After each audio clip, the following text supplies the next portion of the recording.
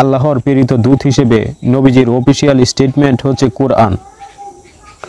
এই যে ইমাম বুখারী, মুসলিম, আহমদ ইবনে হাম্বল হাদিস সংগ্রহে তাদের জীবন উৎসর্গ করেছেন, সারা দুনিয়া ঘুরে অক্লান্ত পরিশ্রম করে হাদিস সংগ্রহ করেছেন, কোরআনের বাইরে এরুর কাছ থেকে নবীজির আনঅফিসিয়াল স্টেটমেন্ট সংগ্রহ সংকলনের এই উদ্যোগ তারা কোরআনের কোন আয়াতের ভিত্তিতে নিয়েছেন?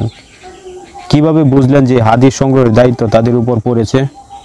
কোরআনে যদি নবীজির আনঅফিসিয়াল স্টেটমেন্ট সংগ্রহ এবং সংকলন করার কোনো নির্দেশ থাকে, তবে সেই নির্দেশ তো সাহাবীদের উপর বর্তায়, এবং সাহাবীরা হাদিস সংগ্রহ করলে হাদিস গ্রন্থগুলোর নাম হতো আবু হুরায়রা শরীফ, মুসনাদ আবু বকর, সুনাদ আবু দাউদ খুদরি ইত্যাদি ইত্যাদি।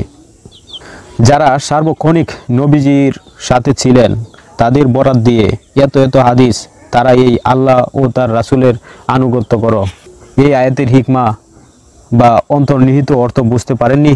নবীজি তাদেরকে লাহুয়াল হাদিস মানে গান বাজনা এই হিকমা শিক্ষা দিয়েছেন, কিন্তু আল্লাহ ও তার রাসূলের আনুগত্য করো এর হিকমা যে নবীজির আনঅফিসিয়াল স্টেটমেন্ট সংগ্রহ সংকলন এবং অনুসরণ বোঝায় তা শেখাননি।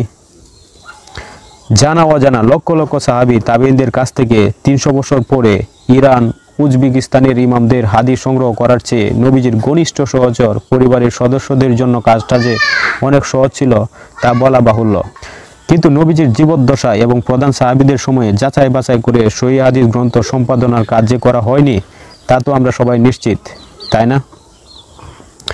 নবীজি এবং তার ঘনিষ্ঠ সহচররা যা করেননি তা ধর্মীয় বাধ্যবাধকতা হিসেবে প্রচলন করাকেই মুহাদ্দিসরা বেদাত বলছেন।